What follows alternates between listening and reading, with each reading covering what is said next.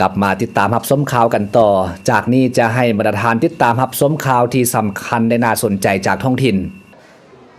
เพื่อเป็นการตอบสนองความเห็นของต้องการของเยาวชนลาวในการพัฒนาศักยภาพด้าน IQ และ EQ ให้เท่าเทียมกับบรรดาประเทศอาเซียนก็คือสากลเทื่อละก้าวทั้งเป็นการอำนวยความสะดวกให้แก่นักเรียนทั่วแขวงบริคำไซได้มีโอกาสได้เรียนรู้ความสามารถทางด้านคณิตศาสตร์ทักษะการคิดคำนวณเลขในรูปแบบลูกคิดของญี่ปุ่นและเพื่อกลายเป็นกำลังแห่งในการพัฒนาประวัติศาสตร์ดังนั้นในท้ายอาทิตย์ที่ผ่านมาศูนย์คณิตคิดไวสมาร์ทแมทที่ขึ้นกับแผนกศึกษาธิการและกีฬานครหลวงเวียงจันทน์จึงได้เปิดศูนย์ใหม่อยู่บ้านธงไซเมืองปากสันแขวงบริคำไซซึ่งเป็นศูนย์ที่7ของคณิตคิดไวสมาร์ทแมทในสาธารณรัฐประชาธิปไตยประชาชนลาวโดยการเข้าร่วมของท่านสุรไซจงจิตไพศาลอำนวยการศูนย์คณิตคิดไวสมาร์ทแมท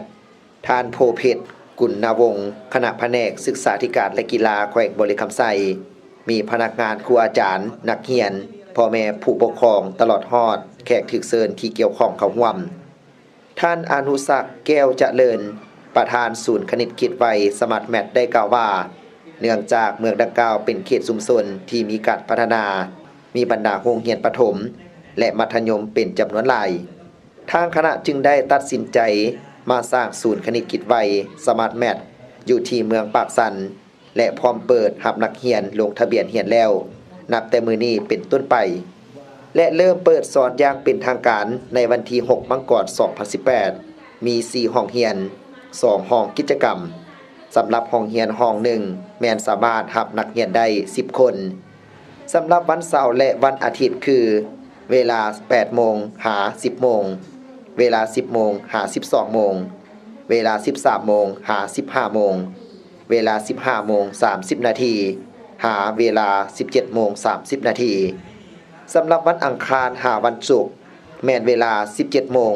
หา 19 โมงแม่นรับนักเรียนจำกัดเพื่อรักษาคุณภาพการเรียนการสอนนอกจากนั้นยังมีห้องสำหรับนักเรียนที่รอท่าผู้ปกครองมารับซึ่งห้องดังกล่าวแม่นมีครูสอนภาษาอังกฤษมาเล่านิทานเป็นภาษาอังกฤษให้ฟัง